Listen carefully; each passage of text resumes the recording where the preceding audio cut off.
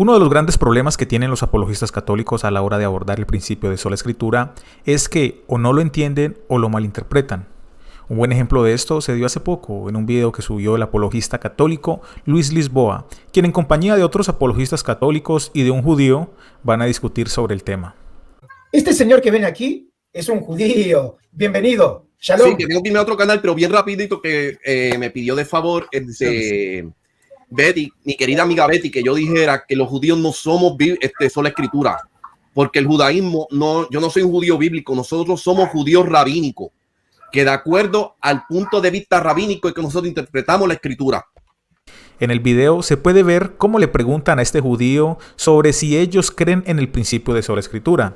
Al analizar la respuesta de este judío, podemos darnos cuenta de que él también desconoce lo que verdaderamente es el principio de sola escritura y termina atacando un muñeco de paja. Ok, entonces, a ver, según algunos teólogos, Néstor Díaz. Según un teólogo Néstor Díaz, porque hay teólogos serios. A ver, querido amigo Joseph, no quiero que te asustes y digas, oh, todos los protestantes son iguales. No, hay algunos serios. Es un grupo nada más. Exacto, es un grupo, ¿verdad? Dicen que los judíos eran solo escritura. Eso es completamente falso. Y los que eran solo escritura fueron declarados herejes, que eran los caraítas. Que eso fue una invención del X siglo. O sea que para los judíos la solo escritura es una herejía. Absolutamente. Bueno, me tengo que ir. Bueno, muchas gracias. Empecemos por señalar la paradoja a la que llegamos al aceptar las declaraciones de este judío. En esencia, cuando hablamos del principio de sola escritura, estamos indicando de que solamente la escritura es una autoridad infalible, y por cuanto solamente ella es infalible, la reconocemos como autoridad última y suprema en cuestiones de fe y doctrina. A diferencia del protestantismo, en la cosmovisión católica, no solamente la escritura goza de este carácter de infalibilidad, pues también su magisterio, encabezado por el Papa, lo posee. Si un judío niega el principio de sola escritura, en consecuencia está afirmando que a la par de la escritura existe otra u otras autoridades infalibles en el judaísmo. La pregunta es, ¿cuál otra autoridad es infalible para el judaísmo? Sobre esto, escribe el rabino Moshe Ben Shaim en la página mesorá.org un artículo titulado Dios exige que pensemos, ningún rabino es infalible. Ya el título del artículo responde de por sí la pregunta. Pero también esto se dice, un rabino no tiene el mandato de llegar a la verdad absoluta de Dios en ningún área, porque ningún hombre puede hacerlo. Entonces, si un rabino no es infalible, se sigue que sus escritos no son infalibles y que sus decisiones no son infalibles. Por lo tanto, solo la escritura es infalible. Eso es sola escritura. Si un judío dice negar el principio de sola escritura, pues debe informarnos a qué otras autoridades tiene por infalibles. Si no es un rabino, entonces ¿quién? Vamos a suponer que, como pasa en el catolicismo, en el judaísmo del primer siglo habrían otras autoridades infalibles aparte de la escritura. Consideremos lo siguiente. Si las afirmaciones de este judío son verdad, significa que en el judaísmo siempre han existido la tradición oral y el Gran Sanedrín como autoridades infalibles.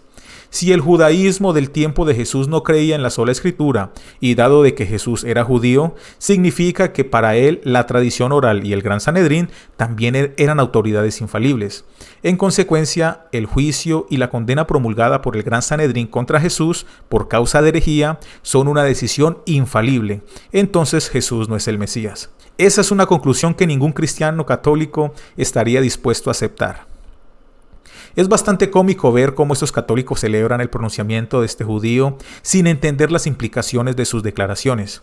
Si en verdad el judaísmo nunca ha aceptado el principio de sola escritura y por el contrario creían en la autoridad infalible de su magisterio, el Gran Sanedrín, esto significa que el juicio contra Jesús y su posterior condena por herejía están justificados por la supuesta autoridad infalible que poseía el Sanedrín y la Torá oral.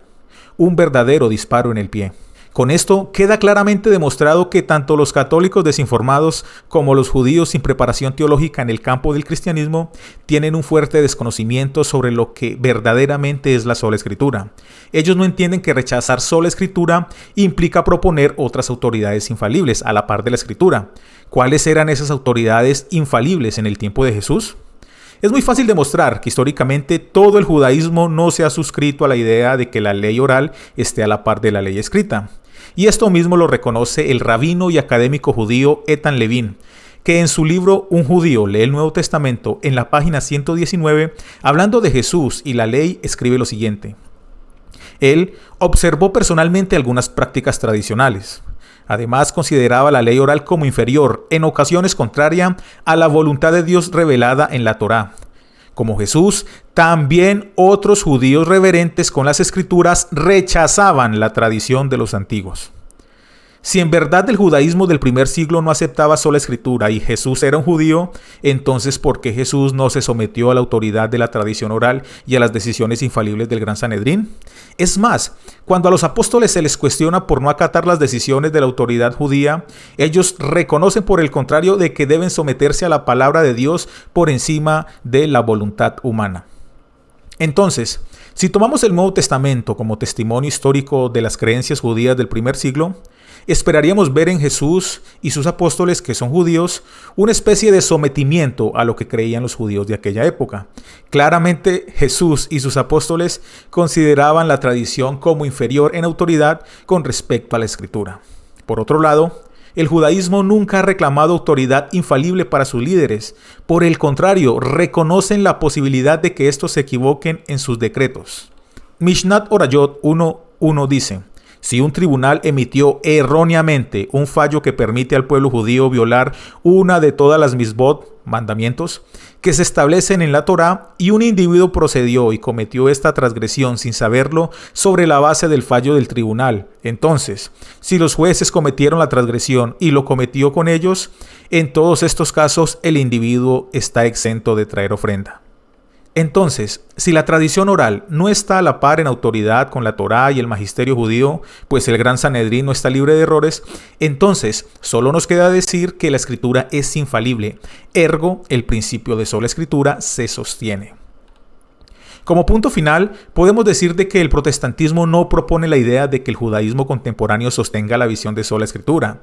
Lo que sí se sostiene a la hora de presentar un caso a favor de la sola escritura es que podemos encontrar la idea primigenia de sola escritura incluso en el judaísmo del tiempo de Jesús.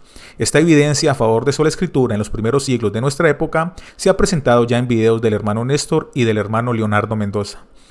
Recuerda, nuda escritura o soloísmo bíblico reclama exclusividad autoritativa por parte de las escrituras, mientras que sola escritura reclama superioridad autoritativa de las escrituras. Hay que distinguir estos dos conceptos. No cometas el mismo error de los apologistas católicos y termines atacando muñecos de paja. Bendiciones.